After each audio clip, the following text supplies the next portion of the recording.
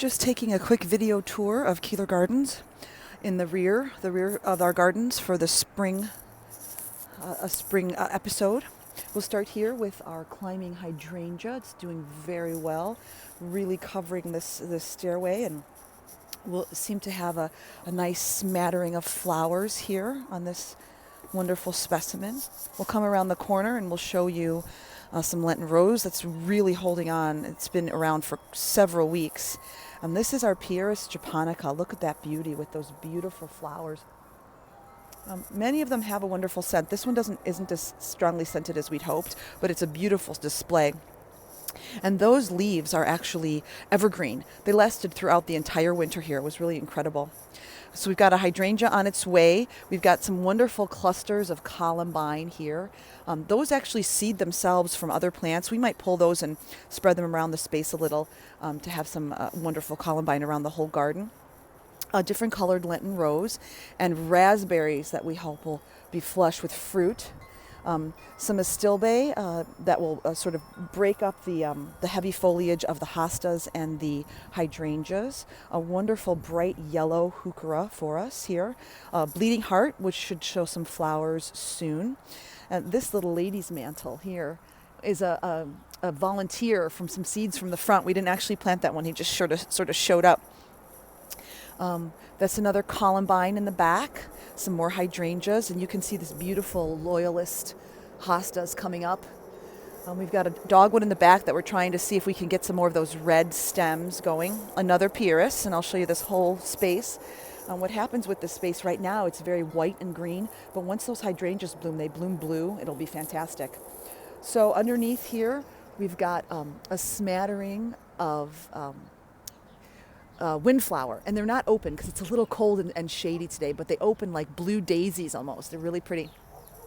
More of the hellebores, and then our beautiful guinea hen flowers. Look at all of them back here. Isn't that just an incredible beauty? You can notice that there's some space underneath this tree. Our paper bark maple, this wonderful peeling bark that it has. We just planted it last year, so we didn't underplant it. We're going to do that this year and fill up some of that space with some ground cover. Some lungwort and more, two different kinds of astilbe. We have Siberian bug loss here, more variety of hostas. We have a barberry, which is making these wonderful little yellow flowers. I don't know if we're going to be able to zoom in on those because they're so tiny, but it'll sort of have this sort of glow to it once all those flowers bloom. The ligularia is coming up nicely. And these stems here are from the Iris reticulata. You can notice that they're triangular or squared off. The edges are very sharp, and that helps identify it.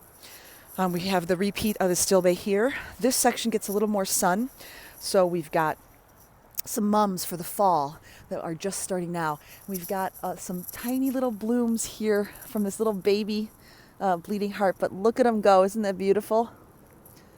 Fantastic. Dicentra. Actually, the names have changed so that I call it Dicentra, but it might actually have a new Latin botanical name. We have some geraniums in the back that will be coming up and blooming once it gets a little warmer. We've repeated that bug loss here and some of that lungwort, that pulmonaria, to fill in underneath our peonies that are growing. This space here is yet to really come to fruition because it's all lily of the valley. So it needs a little more time and a little more sun, a little more warmth, and then it'll be filled to capacity and the scent will be incredible. We repeat some geraniums back here. And then this section here is a lot of tulips. And we have some shrubbery here. The tulip display wasn't as great this year. There was some weather issues. It wasn't cold enough, or it was too cold, or it was too warm. So the tulips didn't have as strong a display as we'd hoped. But our other plantings here are dianthus in the front. That's going to bloom pink soon.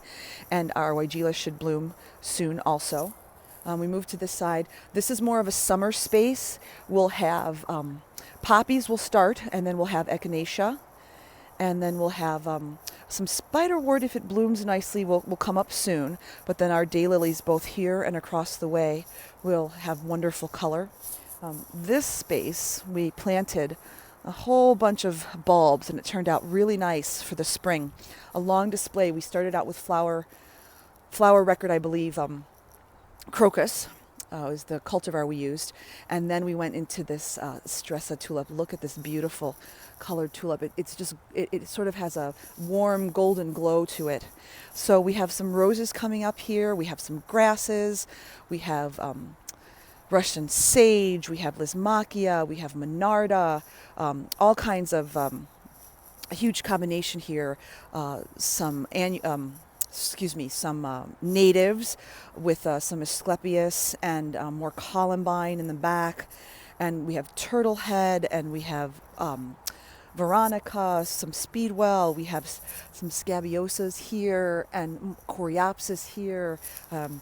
The colors are going to be extraordinary coming up for us as the summer goes. This particular spring display turned out wonderfully.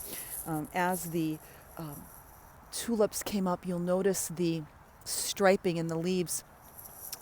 This Stresa tulip has this wonderful mottled foliage, so some variations for us.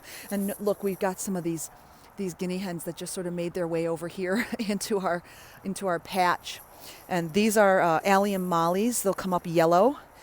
These columbines will be blue. The ones on the other side are red. And then we have another rose garden here, interspersed with Iris reticulata that bloomed for us earlier, and some crocuses. We have a sweet autumn clematis here, and another huge climbing rose bush here in that accompanies two grape plants that are a red and a white that are coming up on our beautiful pergola. I'll try to get you a wider shot of that pergola. So that'll be covered in icy pink blooms, then the grape leaves up at the top. It's going to be quite extraordinary.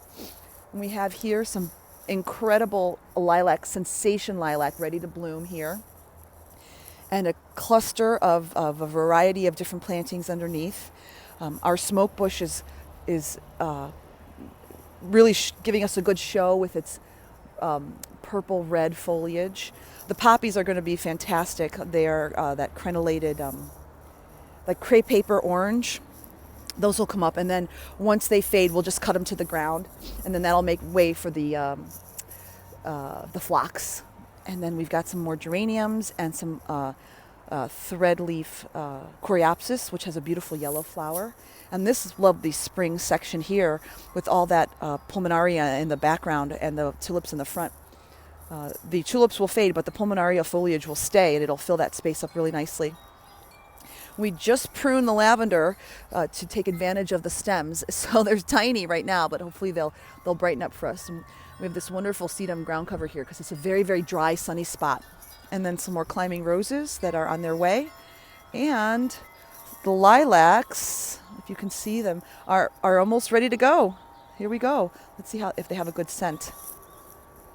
Lilacs are always so wonderfully scented. And then our kitchen garden here is coming along nicely too. We've got 2 different kinds of chives, 2 different kinds of sage, thyme, a couple different kinds of oregano. We've got a tarragon here, and interspersed we have these wonderful Virginia bluebells. They just sort of appeared, donation. So we'll leave them in there and see if they fill the space up for the spring. And then we'll have, for our summer plans, we'll have that kitchen garden. And then all along the side here, this is what we call peony row. We have peonies that dot the scape all the way down. 6 peony plants that make the whole hallway smell so wonderful. So we'll have another live show for you coming up as things change. Thanks for joining us at Keeler Gardens.